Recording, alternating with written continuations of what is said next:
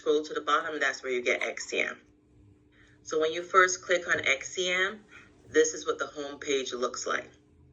So the purpose of XCM, there's a few. One, XCM is Withum's official software for project tracking. So all projects of Withum goes through XCM. It's also how we can move things to the queue for admin and TR. So when you need your financial statements formatted, when you need your financial statements proofread, when you're ready to give to TR, all of those have to go through XCM, because when you move the XCM, which I'll show you how to do, it goes into their internal queue, and then they pull first come, first serve. So they don't do emails. So if you try to email them to say, hey, this is ready, they're going to tell you got to move the XCM. So that's one of the first reasons why this is important, is because this is how you move things through the different processes here. The other reason why it's very important is because when we go through peer review, one of the systems Withum uses to accumulate all of our audits, all the population that the peer reviewer use, is this system. That's why there's some information that we have to populate inside the task tracker, because then ultimately it is used by peer review so that they will understand how much of what type of work we do. So those are the two main reasons that XCM is used. Now, what you're seeing now is the home page whenever you open XCM. So as you see, I have a couple jobs here. So in this home page, you'll always have the client name first. You have their number. You have the type of job. So here we see I have, there's 3 audits here. DAS, I have 2 DAS migrations because real estate is migrating onto onto DAS. So that's the part of their projects that they're doing. You really won't see anything in this Withum India side for audit, even though we do have India team members. Like I have India team members on this job. We don't input any information with that into XCM, so you don't have to worry about those two. Next, where you see, this is the partner information. So you'll see the initials of who the partner is on the jobs. This is the year end for the jobs that's in here. This is where the due dates will show. The who has it, which is I'm in mine. So obviously SH is me, and these are everything that's on here. So usually anything that's with someone else will not show up here. But when you search for the job and you find the task, without having to open it up, you can quickly see who has it. And then you can see what status it's in, that it has been moved to. And then here's just some more information they have. So here's some more descriptions. They have various start dates. So this stuff we don't really change or do anything within the back end. Our most important stuff that we look at is just kind of like who has it, what status it is, because then that's where we need to go. I see there's a question.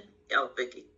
Yep, it's just me. I just want to add in, for the description, sometimes we will use that for PCAOB clients, where we'll add, like, if it's a comfort letter, what queue it is, or, the 10K or whatever form we're doing.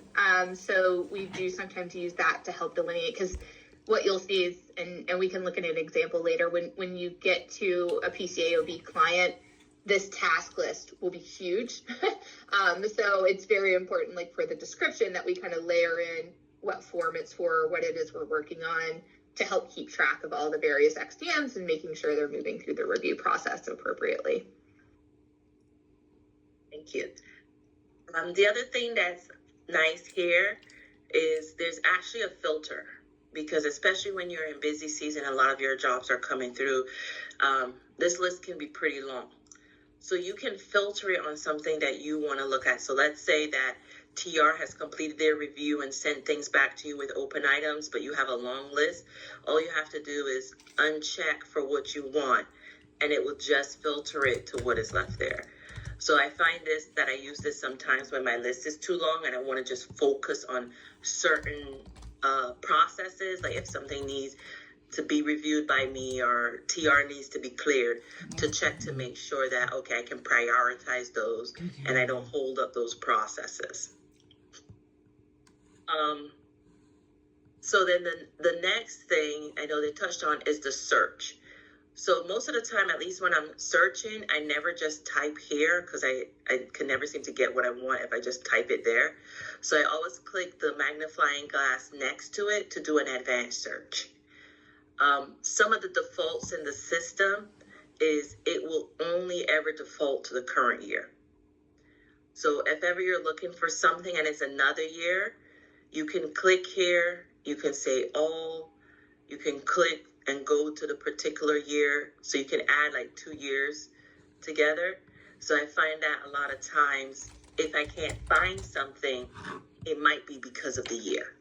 And that will be like, if you have stuff in 2025 year end and you can't find it, you could come and click 2025 to make sure it's searching that too. Yes. And yeah, just exactly for again, just adding for PCAOB. So when you're working on queues and things like that, you're gonna, in order to find your XDM, you're always gonna have to go to the search function, change it to 2025, and then look it up by the entity name. Sam, I know you're probably gonna get to this next, but just make sure you put in an entity name in there, or else it'll show you like every single XDM, and nobody wants all that noise. So, but yeah, just make sure you kind of use these filters to narrow it in. But again, for PCAOB, you will have to change it to 2025, working on the queues kind of after you get your K out. So then to put your entity name search, you just do the next field. So if I want to look up, oh yeah, not my roof, it's Revlon. So if I want to look this up, you click on the name. So usually when I come in and search, it's just really these two boxes I primarily use, where I click on the year and the name, then you search, and then it will pop up all the tasks that fall into that period. So here what I can see, I have my 2023 5500 because we prepared that for this client. It is completed. Here's the 5500 for 2024. That's been completed. The audit for 23 is completed, and our audit for 2024 has gone for post issuance, so it can be locked down. So here we have a 2025, so it's been created, but of course no information is in there yet because it's not started. So as you go through, you will get a list. So make sure to always check type if you're looking for a specific job, and then check the period end to make sure that you're clicking on the right task that you want to take a look at. So we yes, Sonia. Is there a way, I'm not seeing on this advanced search tab, like if I wanted to see, because the only thing that shows up are things that are in your queue or whatever, however we call this. I didn't see a search for like everything, no matter what is going on, if I wanted to see all of my jobs. Is there a way in XCM? Yeah, so back in the advanced search, this was one where Elizabeth, from the last time she was explaining, because I'll be honest, I actually don't use it, but in more filters down here, I didn't this see is that. where you can pick your user. Got it. Okay, I just didn't see that drop down. Thank you. I'll play with that. Yeah, so that's where it was. She may have went over it really quickly when she did it, but yes, there's a more filters that drop down that allows you to add some more tailoring, and you can search specifically for you, and it will pull up everything for you. Thank you. Yeah, it's just that sometimes most of us, we do the just by entity, mainly because, as you see too, the list can become very long, because then it's every single task that's under there. So in 1 year for this job, I have 2 tasks. And sometimes depending on the type of job you have, you may have multiple tasks in 1 year. So it could become a very big list. But yes, you can still search underneath you and get everything that is tied to you. All right. So we'll go into this one that is my audit, so I could kind of run through. So first at the top in this corner is where they have a lot of the information about the job present. Usually when they roll forward the job, this stuff is automatically rolled forward. Now you can change these dates here. As you see, there's a box you can click and you can change these dates, but you cannot change the due date. in order to change the due date, you have to go to a separate section, which we will do.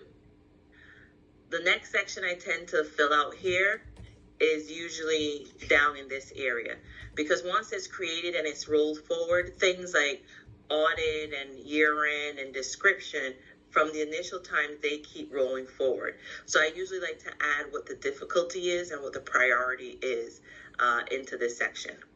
Yes, Vicki. And just the one date that you can't change or you shouldn't change is the release date. That's going to come directly from, like, that'll stay blank until it actually, at least in what I've seen, Sam, you might have a different experience, until it actually gets released. And then the admin who goes in and works on the processing of the financial statements, they go in and add that release date, and that's part of them adding the XEM to your audit binder to kind of show that it's, you know, it's been released. This is going to be important. So they update the release date in XEM or in engagement as well as DAS, but then also here. So it's kind of important that you have the same date in all the spots, because we have that 14-day lockdown requirement. So it's just, you know, this is one of the things they use and kind of communicate with folks to say, hey, are you over your lockdown period? And stuff like that. So it's just, this date is really something that usually the admin fill in. I try to stay away from it unless it's wrong, and then I'll kind of let somebody know and make sure it's the same across all the platforms. That's a good point. So that date, and you'll see it in a few other places as we go through XCM, we don't ever complete it. So as part of the process, when the financial statements have been finalized and admin prepares that final draft to go to clients, that's when they come in and they will populate all the release date information. So there's no need for audit teams to go back in to actually populate that part of it. So admin does that, and they will also do the process of, as Vicki said, bringing it into your binder so you could sign off on. Okay. So now the next section, which is custom fields. I know on the last training, they went through that a lot on the audit side. I don't ever use this field. As you can see, mine is blank. I don't know if Victoria, you use it for anything on the PCOB side, but I don't find a need to do anything in this field. Yeah, we don't usually update anything in here. Right. Okay, so the staffing, I know before they did want us to put staffing and budget information in here because they can use it also when they're getting ready for peer review, but we don't really use this. We have another software, our practice engine. That's where we actually enter budget information, where we get a lot of budget to actual reports on our team. So I don't do anything with my budget in here. So the team members are usually listed here as it roll forward. They'll stay, so you can come in and change. You could come in and add the team members if need be. But this is another section that, you know, year over year, I really don't touch. I don't know if there's anything or any requirement different for the PCOB side. I think we just usually try to make sure it's correct from the PCOB side. You know, obviously, you know, make sure the audit partner is the correct one and stuff like that. Unfortunately, sometimes when it rolls over, it resets, so you have to like update it every year, but it's a quick update. But that's just usually something I like to make sure is good to go in case anybody needs to look at it. Right.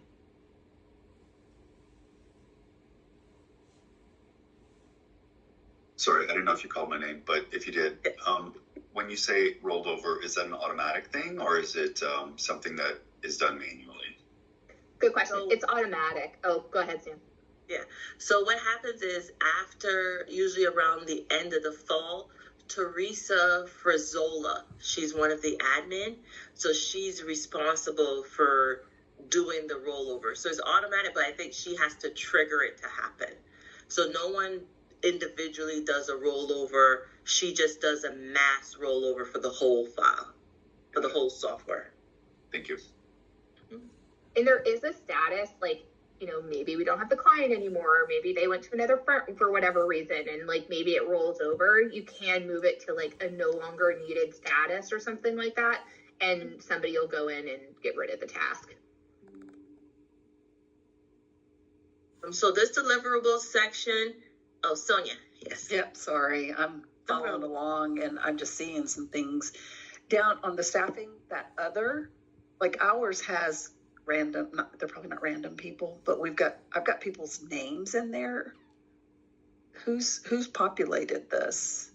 So looking at this, honestly, from just what I know, this is probably other people who touched the file, because I know Yaping, she's the TR. She did the first TR. Kristen finished it. Lynette Bray, she's a supervisor on my team, so I know she's been in here. Okay. So it seems like it's pulling this from people who may have been actually touching it, but they don't have. We don't have to do anything with that. It's probably if I move something to TR, then they probably get. Okay, I just want to make sure, am I supposed to be, because yours didn't look like it had, but yours does. Okay. Yeah, because it was hidden. So actually, It's a very good question. I didn't even know. But as soon as I expanded it, it listed all. I didn't know all of them were in here. Yeah. Okay. Thanks. No problem. Okay.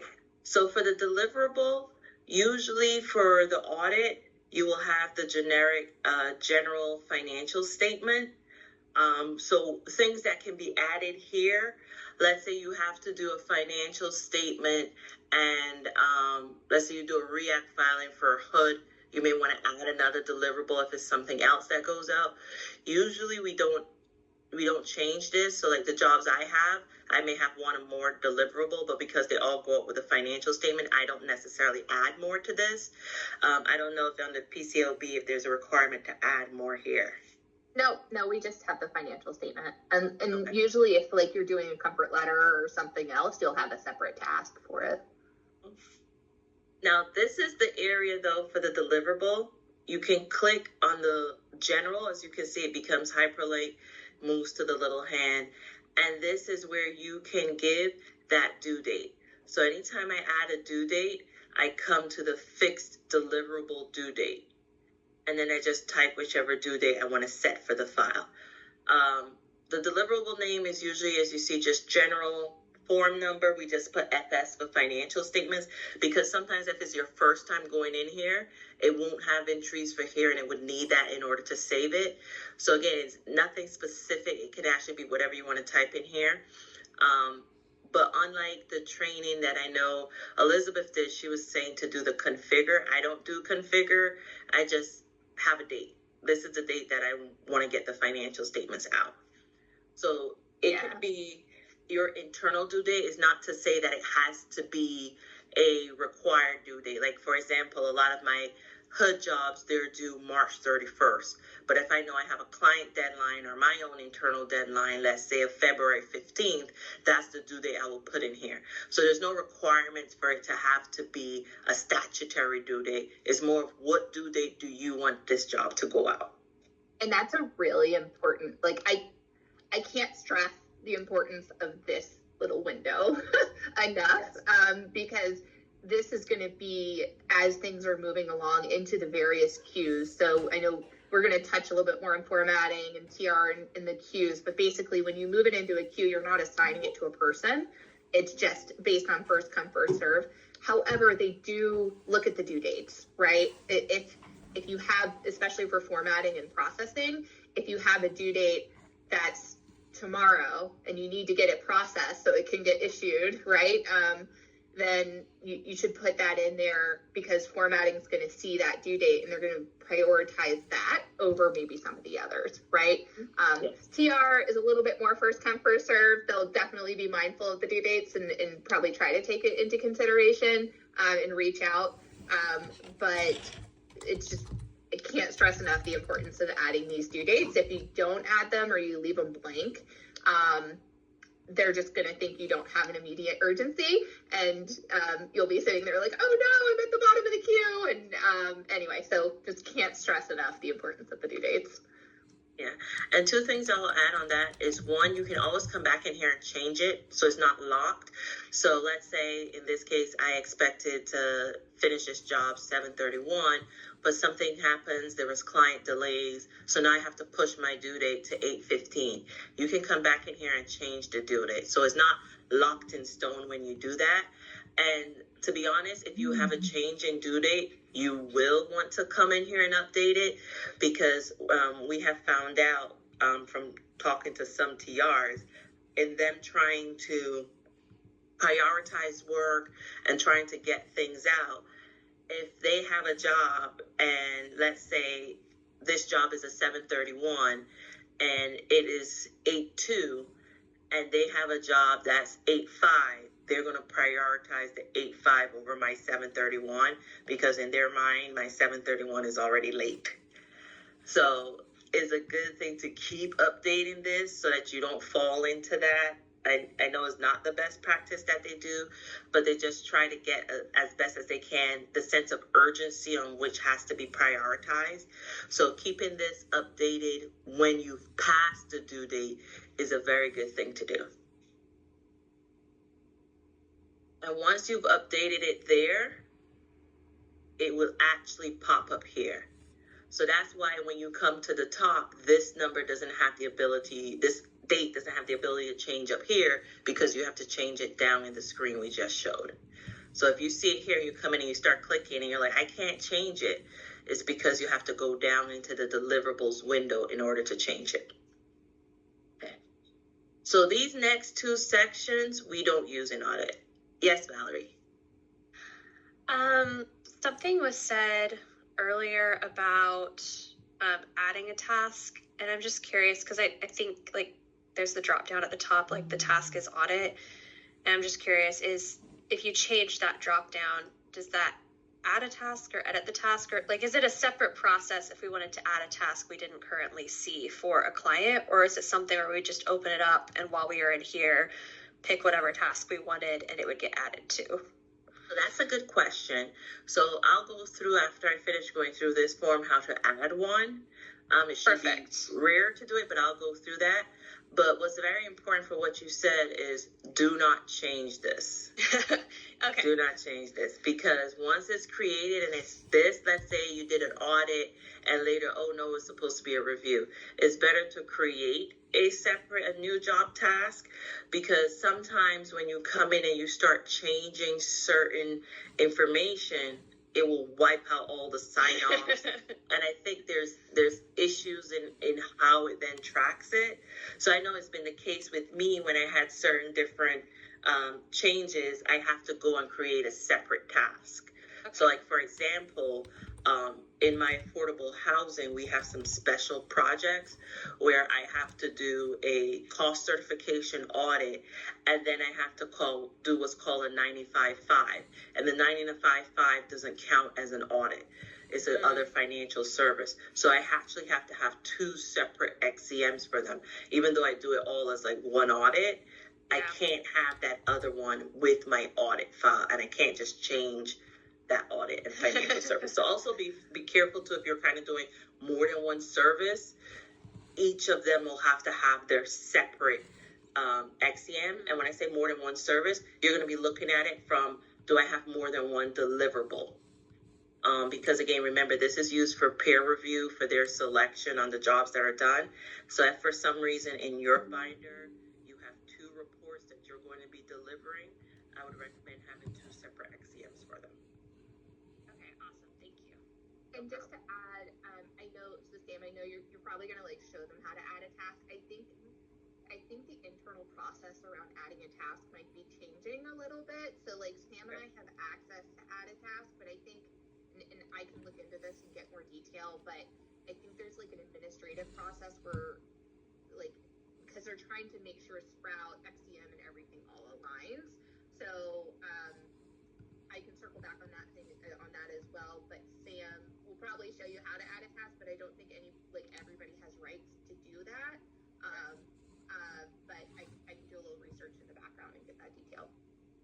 Yeah, because it's very rare for us to have to add a task, because usually it's Sprout, when you're doing a proposal and you're setting up a client for the first time, in there you say what task you need, and then Teresa Frizola will make sure it's created in XCM, so you will already have it. The only time sometimes where I see I have to add a task is if, let's say, services with the client change. So as I mentioned before, I may have a job that requires a cost certification audit that occurs during development, but once the project goes into operations, then we go to a regular financial statement audit. So usually when they're rolling the file year over year, my cost certification audit task rolls, but then I don't have a financial statement audit task. So in a case like that, I may go and add one because I had a change in service and I didn't let Teresa know, but then I just add the task in a situation like that. Yeah, I think on a lot of ours, I don't know that the partners had good clarity what the tasks were when things were set up. And so, like, for example, I have a public client with a comfort letter, but there's not a comfort letter task for it. Because we probably didn't, probably no one knew we were setting it up, what to find or what to add to request that. Partners did nothing on this. This got set up somehow. We didn't do anything to set it up. It just happened on the back end. Yeah, so there's going to probably be some, because it's the first round, there's probably going to be some like cleanup and clarification for the jobs. Yeah, because what might be easier too, instead of everybody individually, I think that you guys should be able to get a list of everything once it's set up, and then maybe each partner can review the list, add and remove anything that needs to be done, and then everything is accumulated and sent to Teresa, since she's the one that really is kind of like the expert with XDM, and she goes in here and does all this stuff. She'll quickly be able to update any changes. Sam, let me just confirm with OT just to make sure that, like, because I would hate for Teresa to get like overwhelmed and like slammed with a bunch of stuff. So let me just double check with OT, like, now that we know that there's a fair amount of cleanup, it sounds like, that needs to be done with XCM, on like maybe who's leading that process or who should be the best person to lead that process. I just don't want to overwhelm one person if maybe there's somebody else already designated. Yeah, but usually she's a good person, a good resource for questions on the regular. We'll see for this project